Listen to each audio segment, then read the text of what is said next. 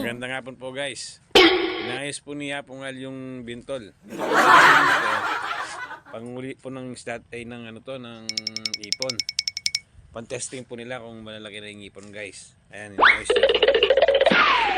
Kasi po guys sa buhay, pag kailangan kaya pong ayusin ng isang bagay, ayusin po natin kasi hindi na po pwedeng pag lagi tayong bumibili. Sayang din po yung pera.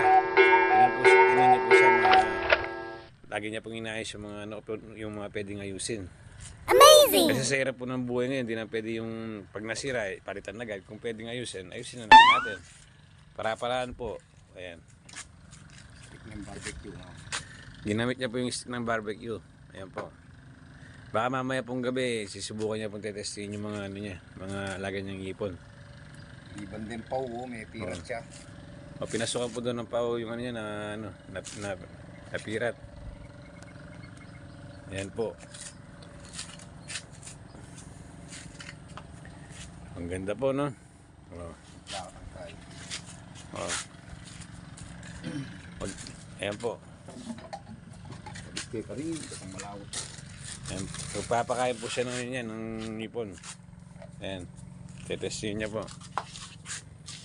Ganito po ang buhay ng isang fisherman. Ayan po. Ganyan ang buhay ng gwapo. Ayan po siya. Itimplayin niya po. Ayan. Lagay po ko ng tubig.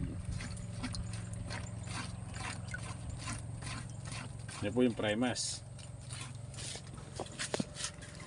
Sobrahid na nun. Karagdagan niya po ulit kasi sumubra po doon yung tubig. Ayan po. Bunga po siya ulit. Ayan.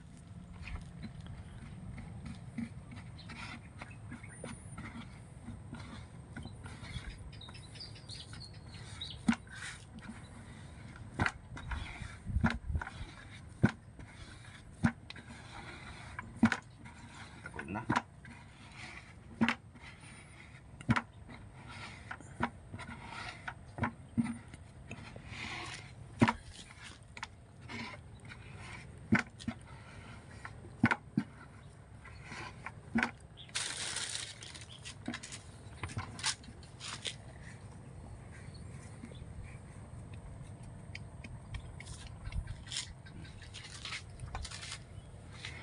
Pasok natin sa papandawin mamayang sisilim para makita yung hipon kung malalaki na, para yayaman na tayo, makakabili na tayo ng sports car, yung red kalate.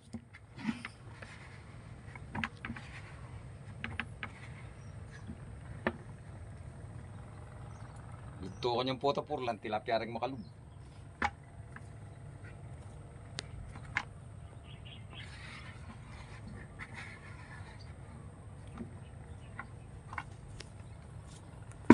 Tsaka kita. Dito bait na.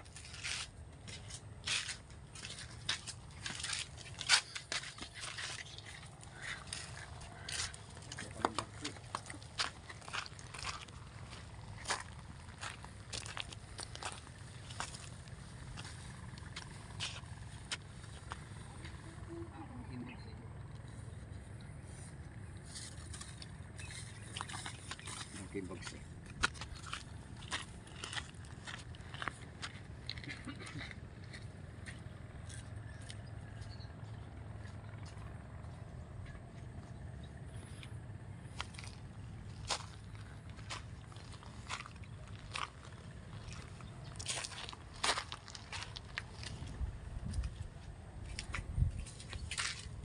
Kinuha niya po yung box guys. Pinunta niya po doon sa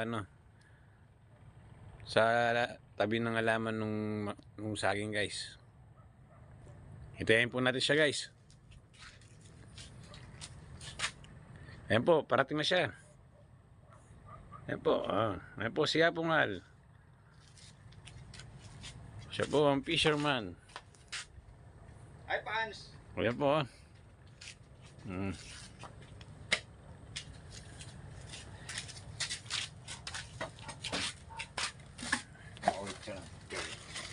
po, yan niya po yung mga mahalaga niyang tilapia. Saka ipon.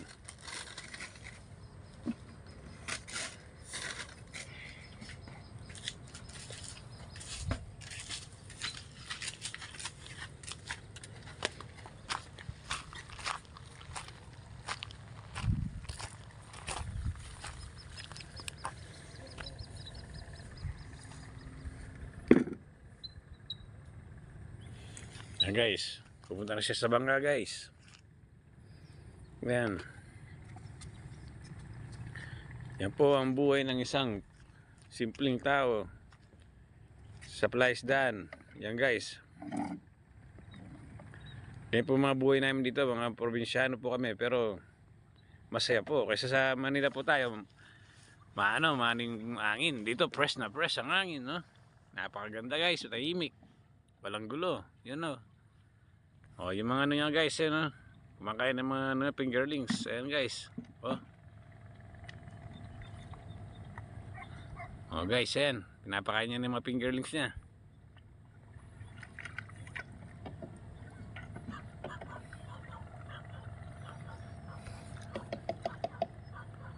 Ayan guys. O, lapitan natin guys. Yan ang mga fingerlings. Kaya tinawag na fingerlings kasi po maliliit pa lang sila. Pag gano'n po magiging 1 finger, 2 finger, 3 fingers. Ganyan po ang mga mga tilapia. Ayan guys.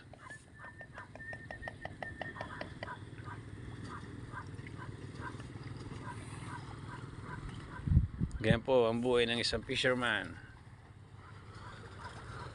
Ayan po.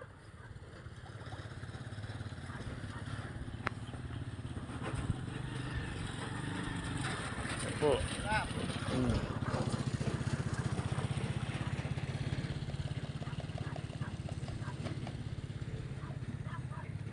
Ayan po.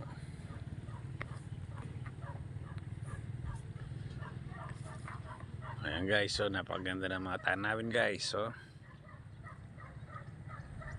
Oh. Thank you guys.